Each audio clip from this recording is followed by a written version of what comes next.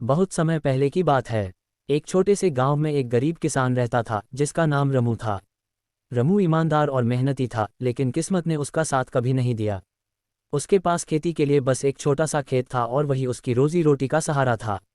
एक साल गांव में बहुत सूखा पड़ा। खेत सूख गए, कुएं खाली हो गए और रमू के घर में खाने तक का अनाज नहीं बचा।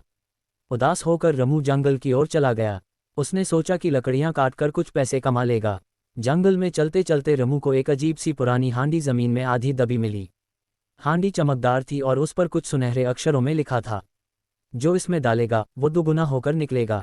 रमू हैरान हुआ। उसने हांडी को उठाया और एक पत्थर डालकर देखा। थोड़ी ही देर में हांडी से दो पत्थर बाहर आ गए। रमू को समझ आ गया कि ये कोई जादुई हांडी है।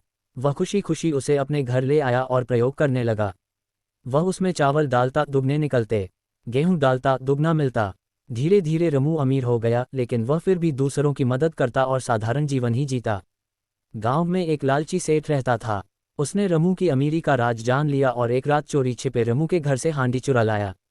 अब सेठ ने हांडी में सोने के सिक्के डालने शुरू कर दिए। सच में हर बार दुगना सोना निकलता, लेकिन उसका लालच और बढ़ता गया। एक दिन लालच में आकर उसने सोचा, अगर मैं खुद ही इस हांडी में चला जाऊं तो क्या मैं भी दुगना हो जाऊंगा। वह हांडी में कूद गया। डॉट डॉट डॉट, और हांडी से दो चिल्लाते हुए सेठ बाहर निकल आए। दोनों सेठ आपस में झगड़ने लगे, एक दूसरे को असली कहने लगे। गांव में हंगामा मच गया। गांव वालों ने देखा कि रमू अब भी शांत और दयालु है, जबकि सेठ का लालच उसके विनाश का कारण बना। सेठ की दोनों परछाइयां एक दिन खुद ब खुद गायब हो गईं। रमू ने हांडी को गांव के मंदिर में रख दिया ताकि कोई भी जरूरतमंद उसका उपयोग कर सके, लेकिन लालच के बिना। जब से हांडी मंदिर में रखी गई, गांव में चमत्कार होने लगे। गरीबों को अनाज मिलने लगा, बीमार लोग ठीक होने लगे और गांव में शांति फैल गई। पर एक दिन मंदिर के पुजारी ने देखा कि हांडी अब पहले जैसी नहीं रही, उसकी चमक फीकी हो गई थी। उन्होंने तुरंत रमू को बुलाया। रमू ने ध्यान से हांडी के नीचे लिखा देखा, वहां अब एक नई लाइन उभर चुकी थी, जिस दिन कोई स्वार्थ छोड़कर इस हांडी से किसी और की मदद करेगा, उसी दिन इसका असली चमत्कार खुलेगा। रमू को समझ आ गया कि हांडी का असली उद्देश्य सिर्फ दौलत बढ़ाना नहीं, बल्कि प्यार और सेवा का प्रसार करना है। रमू ने गांव में एक सेवा घर बनवाया, जहां कोई भी भूखा, बीमार या दुखी व्यक्ति आकर मदद पा सकता था। वह हांडी को वहां ले गया और लोगों की ज़रूरतें पूरी करने लगा। अब हांडी फिर से चमकने लगी और इसका चमत्कार और भी बढ़ गया।